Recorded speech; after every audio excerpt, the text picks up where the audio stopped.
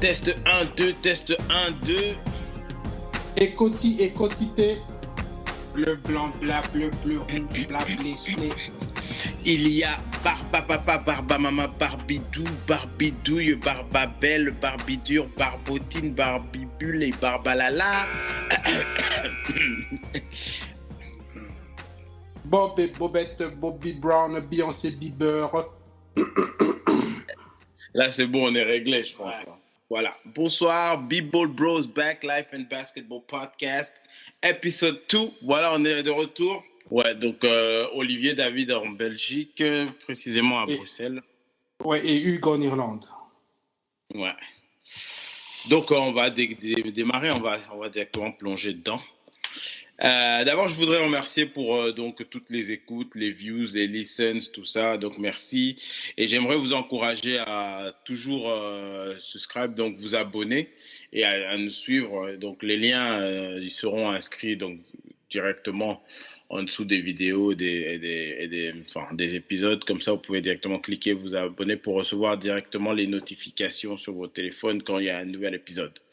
Donc vous, je vous encourage à écouter le podcast partout, hein. Donc dans votre cuisine, quand vous préparez, faites la vaisselle, faites le ménage, quand vous conduisez, tout ça, c'est bien plus funky et plus amusant que écouter toujours vos vieilles playlists là et ou la radio.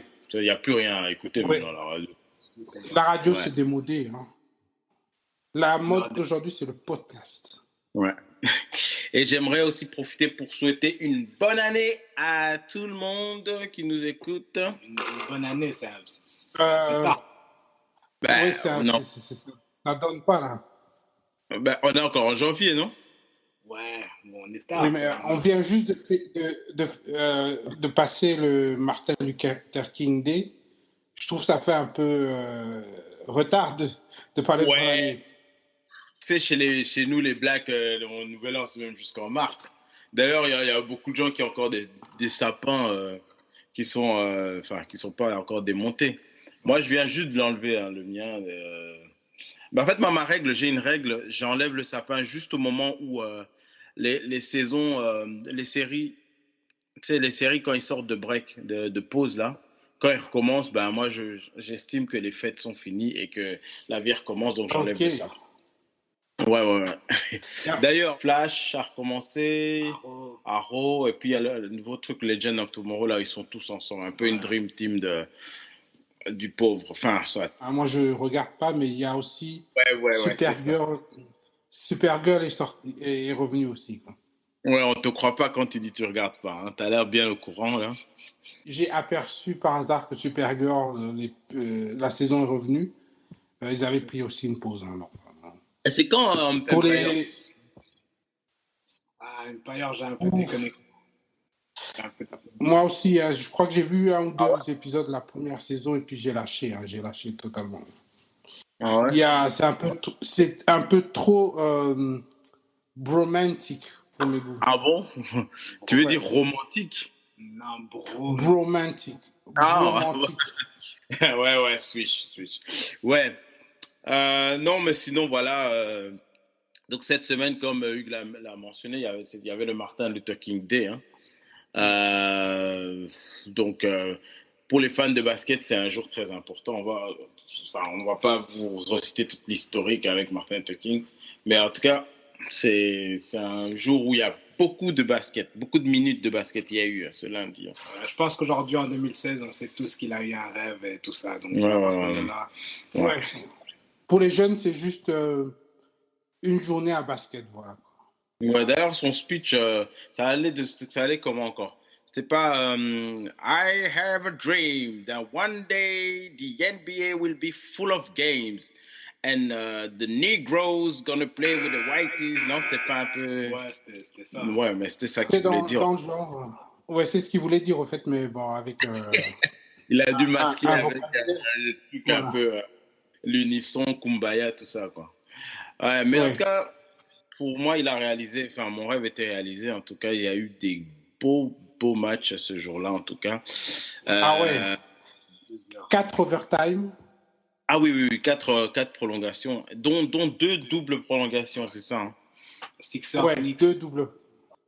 C'est que ça, Knicks, j'attendais. Et ouais, on va commencer par le match des Knicks. Moi, j'ai été content pour eux parce que j'aime bien voir des Knicks, une saison NBA avec des bons Knicks, en fait. Parce que je trouve que des meilleurs Knicks font une meilleure NBA. Enfin, je sais pas si vous trouvez pareil comme moi, quoi. Ouais, ça, Ouais. surtout après la saison de l'année passée, franchement, Ouais, l'année une bonne passée, évolution. c'est une saison effacée de l'histoire. Hein. Je sais qu'ils ont toujours été assez mauvais ces dernières années, mais là, c'était vraiment le fond, quoi. Des Knicks qui sont compétitifs, ça donne un meilleur Madison Square Garden. Et un meilleur Ouais. Madison Square Garden donne une meilleure NBA. Ouais. Ouais.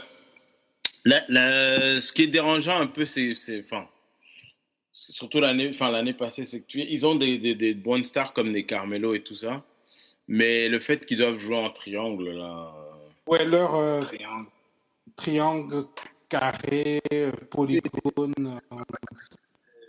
Ouais, c'est Kobe qui a dit ça. On dirait plutôt un carré, en brique en tout cas. Mais ouais, en tout cas, ce match-là était pas mal. Et même du côté des Sixers, on se demande pourquoi aller en double overtime. C'était double overtime contre des Sixers, quoi. Enfin, Les Sixers, on les tape, on ne fait pas des overtime contre. c'est pas une équipe. Il faut pas lutter contre des Sixers. Non, mais en les voyant jouer, c'est une équipe qui ne lâche rien, c'est une équipe qui se bat pour tout. Donc Ouais. je pense que quand tu viens jouer et que tu n'es pas prêt à te battre autant qu'eux. Ouais. Et donc il lâche pas l'affaire. En plus, il y a des joueurs qui sont en montée là. C'est Ishmis. Ouais. Ah lui, en Voilà, tout cas, ouais, Ishmis. lui franchement, je sais pas pourquoi les New Orleans l'ont laissé tomber. En tout cas, c'est une perle. Hein. Oui, ça n'a aucun sens. D'ailleurs, moi, qui connaît quelqu'un dans cette équipe? En fait, moi, j'ai retenu 2 noms. Non, 3. Bon, on connaissait déjà Okafor, Noël. Et donc, Ishmis, et il a un nom de soldats de croisade, là. Ah ouais, Covington. Lui aussi, il est pas mal. Il est pas mal. Et il y a les neveux de Horace Grant, là. Un qui joue au Knicks, un qui joue aux Sixers. Voilà, ils étaient l'un contre l'autre. C'était bon. C'était le duel des underdogs que personne n'a vu, mais bon. Ouais. Ouais. Entre Jérémy et Jérian, je ne sais pas qui joue. L'un d'eux joue. Je pense que Jérémy, c'est aux Sixers, je pense. Enfin, je sais pas. C'est pas important. En tout cas, beau match. Autre match, il y avait. On va faire un big up à Kemba Walker avec ses 52 points. Un 52 points qui vient de nulle part. Il a le feu vert dans cette équipe-là. Et c'est le seul qui peut faire. Qui peut tirer comme ça. En fait, c'est le gars qui a le ballon tout le temps. Et on va profiter aussi pour conseiller le frère Jeremy Lin, là. Hein. Oh, oui. Sa coiffure, là. Non. Hein. Oh. Ouais, porc épique. Ouais, un porc épique. Si le vent souffle vers l'est, ouais, on dirait un gouvernail d'un bateau. Et ouais, ça me fait un peu penser à Sonic. Sonic, the Hedgehog, l'hérisson. Ouais. La NBA, c'est pas un manga. Hein. Ouais, donc voilà. Et quoi d'autre match? Un autre match à prolongation, c'était Rocket Clippers.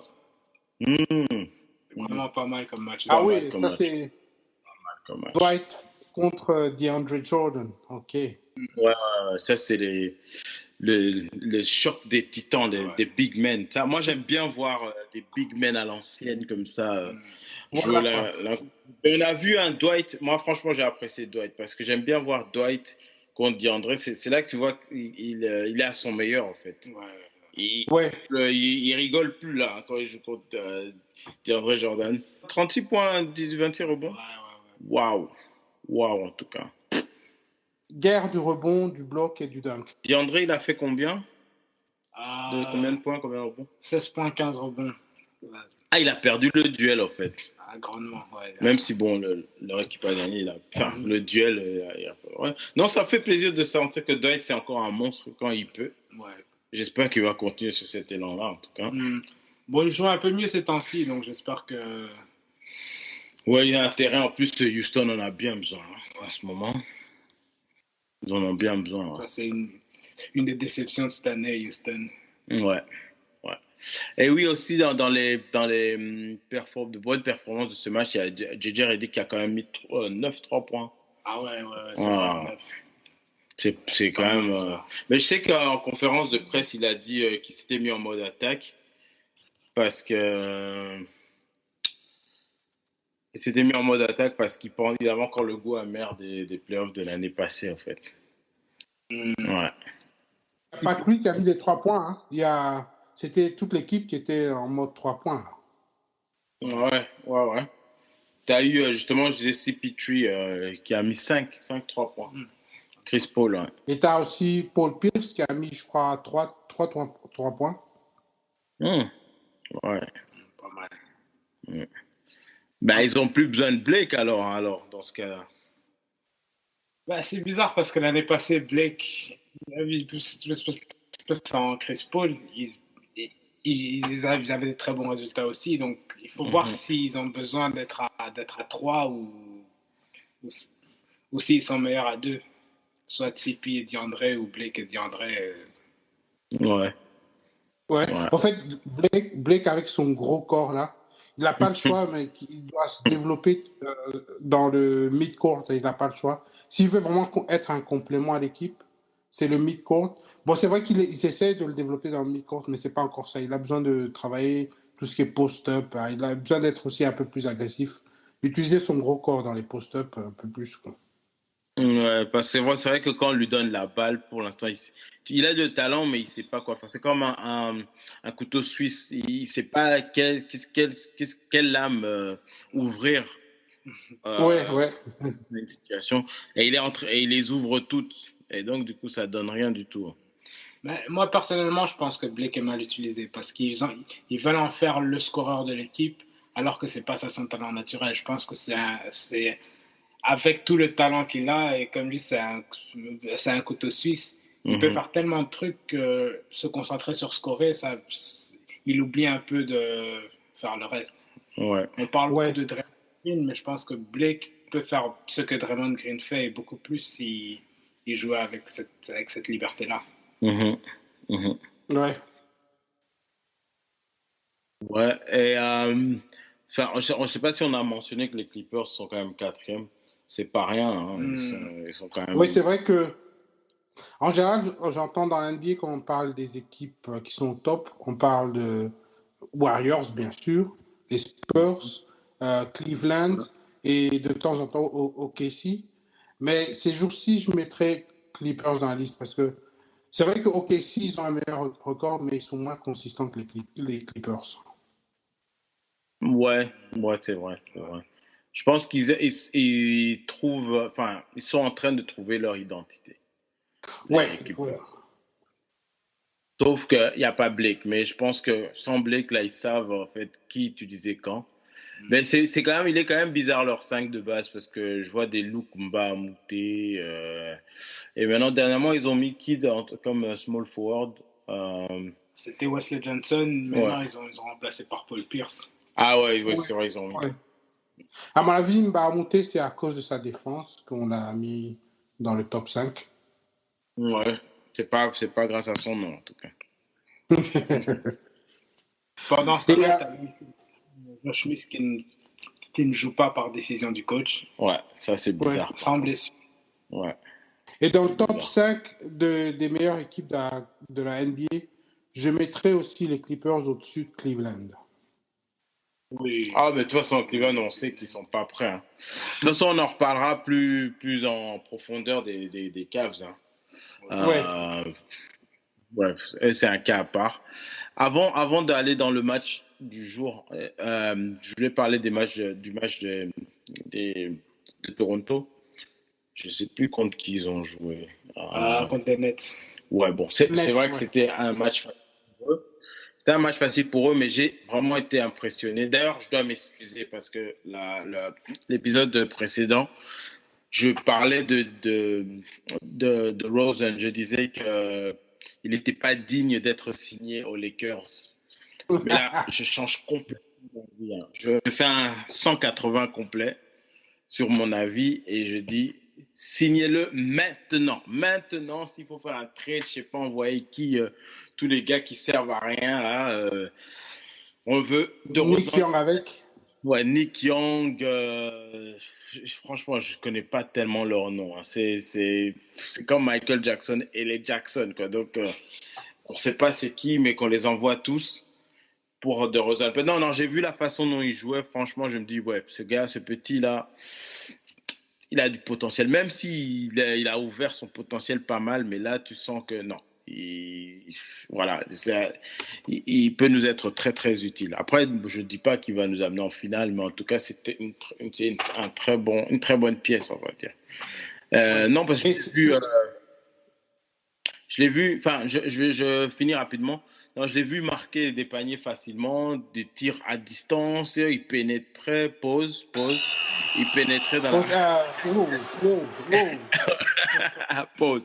Donc, il rentrait dans la raquette, il faisait des moves, il y avait des dunks, franchement. En plus, avec facilité, il ne forçait pas. C'était de bonnes sélections de tirs, quoi. Et franchement, j'ai dit non, c'est vrai. Je m'incline. Donc, pour compléter Olivier et embellir sa phrase, DeRozan va beaucoup au panier, voilà. Voilà. Ouais. Non, mais dans le même match, il y a 7-3 points de Kyle Lowry aussi. Ah ouais. Bon, lui aussi, c'est un monstre quand même dans ce qu'il fait. Ouais, c'est un monstre. Et tu as aussi Bismack qui a bien joué. Hein. Le frère. Le frère Bismack. Oh, on l'a vu en défense, on a pensé à toi. Ah ouais.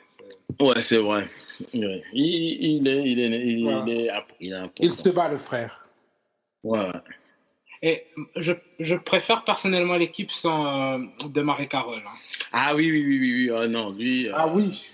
Carroll, le Predator. Lui, c'est Alien et Predator en même temps. C'est vrai que sa défense, on reconnaît sa défense. Mais c'est vrai que l'équipe joue quand même mieux sans lui.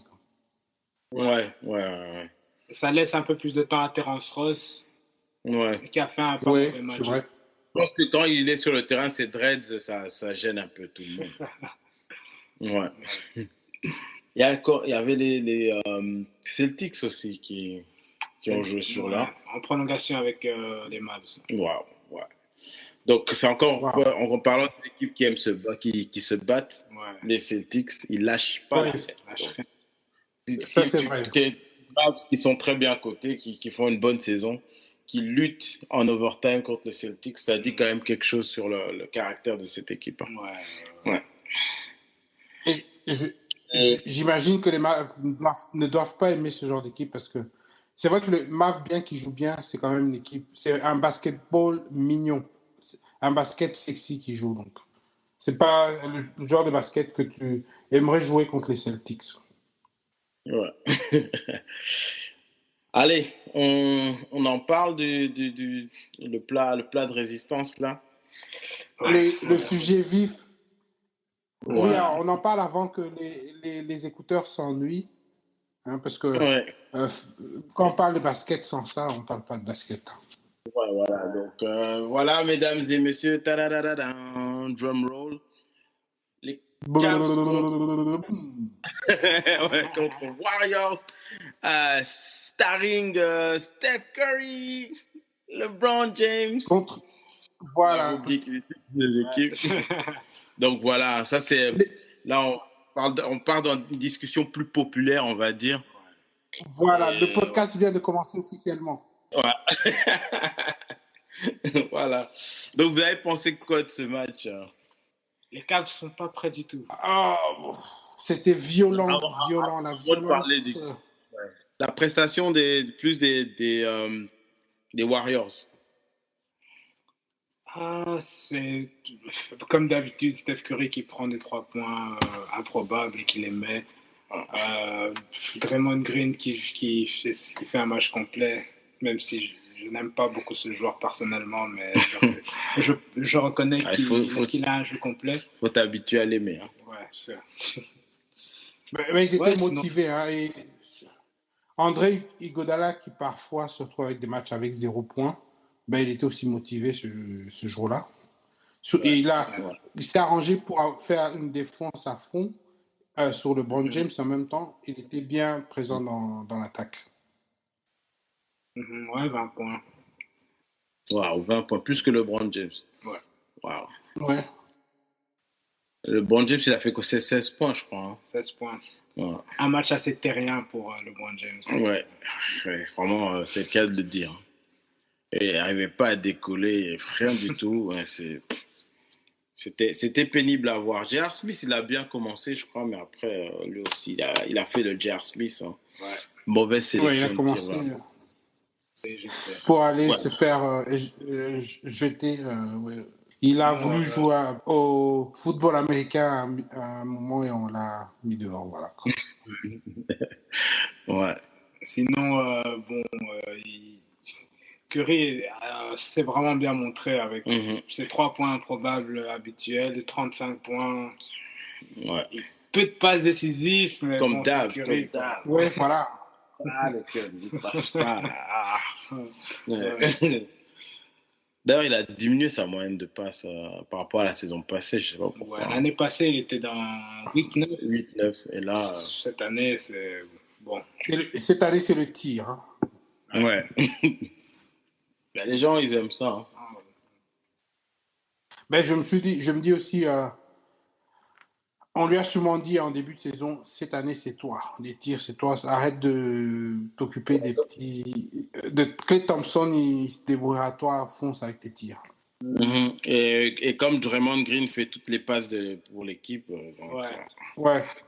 C'est lui le point de garde, un peu comme à l'époque, là, celui des Sixers qui est point forward, là. C'est Aaron Mackey. Ou celui c'est Anthony Mason aussi était comme ouais. En fait, j'avoue que ce match, j'ai arrêté en première mi-temps. En fait, j'ai arrêté dès que j'ai vu en mi-temps toutes les cérémonies de Martin Luther King. Hein, je me suis dit, un mauvais match plus du Martin Luther King ensemble, non, j'en veux pas, non, merci. Ouais. Polémique. Tu n'as pas, c'est même sacrilège. Hein. Ouais. Bon, Martin Luther King, je te respecte, mais c'est juste que pour nous, Martin Luther King Day, c'est du basket, du bon basket. Ouais. Donc pour les stats de Steph Curry, 29 points, 9, 6 assists, 5, qui est... Bon, c'est une régression, ça va, mais c'est une régression. Ça reste assez raisonnable. Je croyais qu'il avait moins que ça, mais bon. Parce qu'au début de l'année, c'était beaucoup moins. Il était dans les 4. Là, il est ok, il a remonté un peu. Il remonte, ok. Donc, Steph Curry, si tu nous écoutes, passe la balle. Même si c'est bien, tu tires bien. Mais passe la balle si tu veux impressionner les B-Ball Bros. Ouais. Est-ce que tu te rappelles de Klay Thompson, Steph Curry? Ouais, c'est ton frère, ton splash frère. Voilà, quoi.